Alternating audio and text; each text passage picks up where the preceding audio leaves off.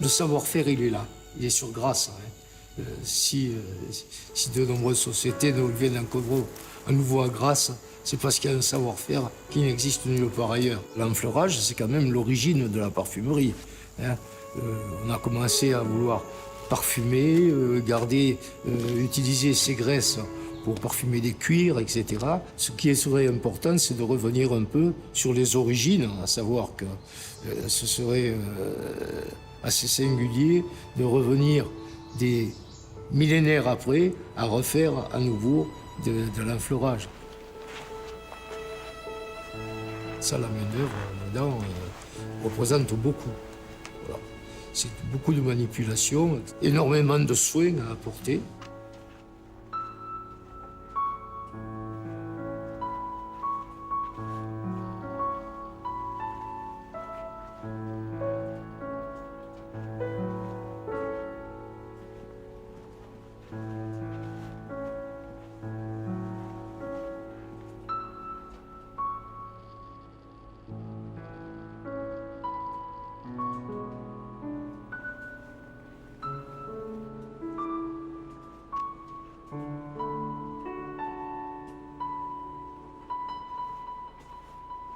Robertet a été le dernier à pratiquer cette méthode d'enfleurage.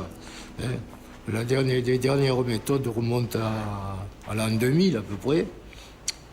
À ce moment-là, on était obligé d'arrêter.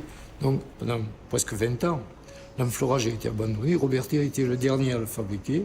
Et on est, je pense, aujourd'hui les premiers à reprendre cette technique modifiée.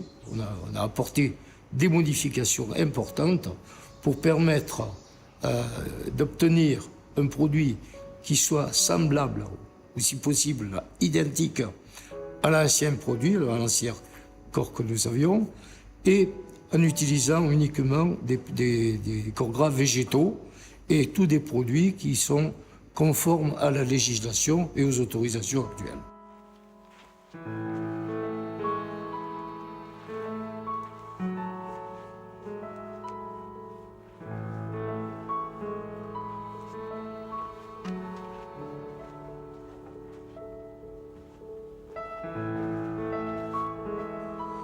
Le tout, c'est récupérer le produit sans perdre ce qui est important dedans. Tout ça, c'est une préparation qui se fait pendant des semaines et qui demande des semaines de travail et surtout d'attention.